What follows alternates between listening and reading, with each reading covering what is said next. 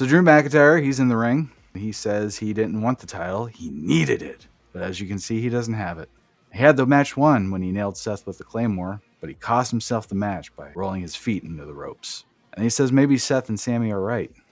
Maybe the one person that's been holding Drew McIntyre back is Drew McIntyre. Well, if that's the case, then I need to step away for a while. But wait. I was thinking about all that. The better man didn't win the match. I didn't lose straight up. No, it was Damian Priest, that motherfucker. And then Drew turns to the camera. He goes, Damian, why didn't you wait until after the match and I was weakened? I would have had the belt. Then you could have attacked me. But no, you screwed yourself and you screwed me. And the crowd actually cheered pretty hard at that, especially when he called Damian an idiot.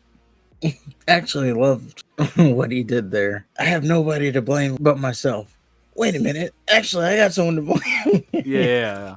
I got a whole barrel of excuses. Yeah, you think he's self-reflecting. He's like, no, wait a minute.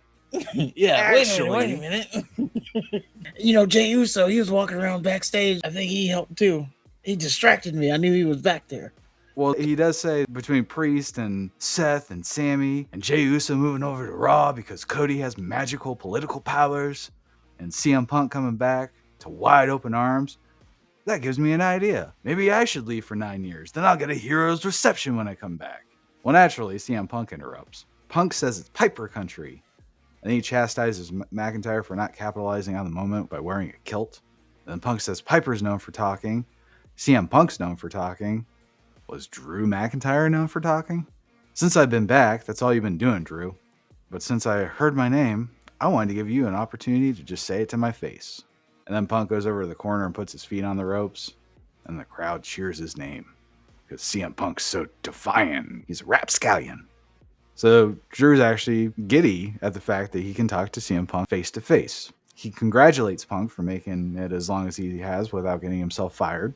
And there's actually a bet going on in the back to see how long it's going to take for Punk to self-destruct again. And Punk's actually costing a lot of people a lot of money with each second that he stays in the WWE. And Drew says he doesn't care about what Punk has said about the company when he was away. You were better. You needed the attention. I get it. What I care about is what you've done to me personally.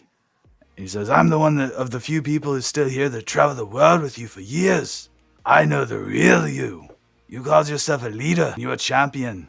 Because every leader has to announce that they're a leader. Which was a good line. And Drew says, I was in a real dark place. I needed a leader, but instead you saw me as a threat. So that wasn't going to happen. I get that Randy wasn't going to help me because he, had his own demons. But you're straight edge. You have no demons. You are a demon. And Drew calls Punk a succubus when he really meant an incubus. And Drew says when he got fired, he figured it out, came back bigger and better than ever. And after 9 years, I'm your leader now, kid. And then McIntyre, he puts his foot on the ropes in the corner. And the crowd cheers. So far, so good. So now it's Punk's turn.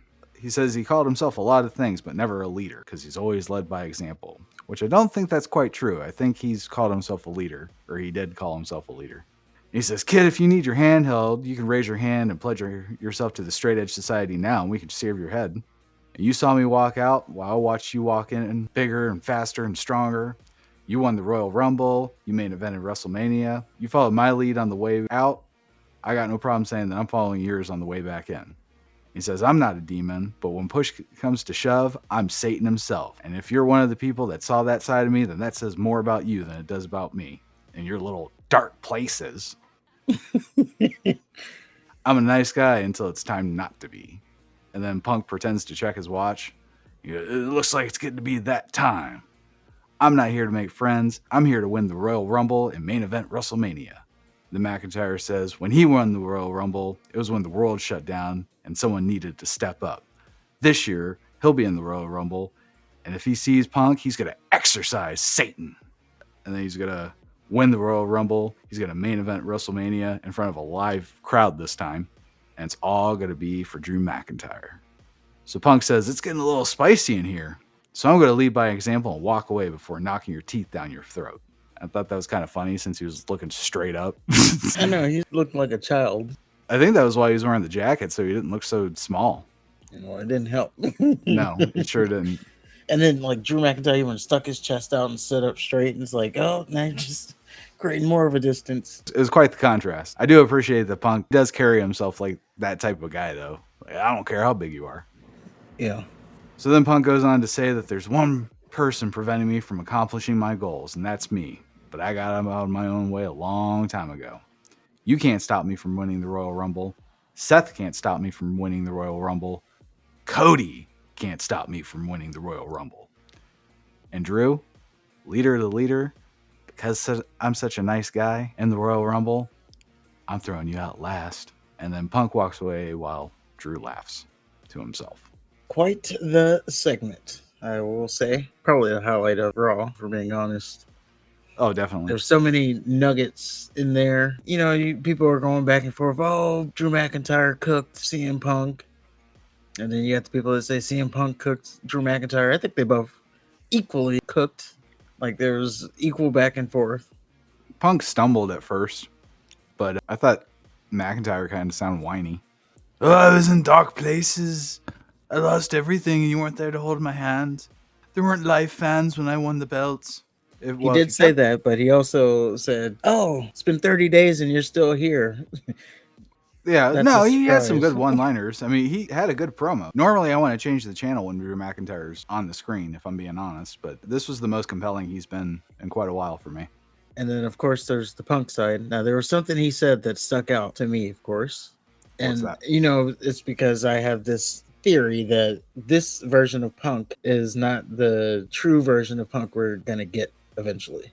Like, he's going to flip his lid or something, and then he's going to go, like, balls to the wall.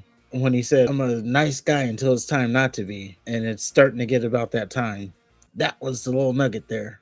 And I didn't think that he was talking about, like, right now in the ring it's starting to be. I think he just meant, like, as a whole, everybody coming at him. Seth Rollins, The Rock possibly pushing him out of the main event of WrestleMania again. Oh, if that happens again. Dwayne! Punk will come out with a screwdriver, take them both out. So yeah, he's saying it's getting close to not being that time to be a nice guy. And then the real Punk comes out. Or at least that's what I think. Hopefully. My only issue is they went back and forth and there was no match because of it. So they just talked. Well, they're setting up the Royal Rumble. I get that, but in a world where they fucking have matches set up for Twitter posts and video games, you would think that Punk and McIntyre would have no problem having a quick match. True, but is that something you want to give away on TV? You can save that for, like, Elimination Chamber, which Punk has been advertised as being at. They gave away Shinsuke Nakamura and Cody Rhodes on TV. Okay, that's a different level. Everybody was looking forward to that. A little bit of a different level. They gave away Finn Balor and Tommaso Ciampa on TV too. I know, that was such a surprise. Now, if it was Johnny Gargano versus Finn Balor, there's no way you put that on TV. Yeah, say that for WrestleMania, night one main event. The Rock who? Cody who? Gargano and Balor, that's the one. Oh, yeah. But yeah, I like the segment. I just wish they, wrestled or set up something. Well, no, they wouldn't set up something for the Royal Rumble. I think they did. Well, maybe they did. Like, are they going to be the last two? Did they just tell you who's the last two? McIntyre going to be like one of the final four? I'm starting to come around to thinking he is. Good for him, if that's the case. Well, now we know. I'm going to say do the double thing. So AJ Styles is not going to be in the Royal Rumble.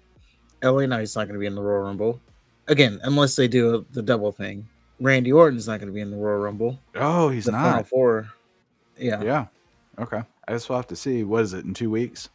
Yeah, the Rumble's going to be at a normal time. And it's in 2 weeks from now. Because on Friday they said it was 3 weeks. So now it's 2 weeks, I guess. I don't know. Yeah, we'll get there. We're just heading in an interesting direction. It's good to see where we're going with it all. It's probably the best thing on Raw, if I'm being honest. Yeah, they were up against the college football playoff, the championship game at that. So they probably got the good shit out of the way and then hope for the best. Yeah, hopefully we keep them long enough. Well, that makes sense then, because Finn Balor and Tommaso Ciampa is next.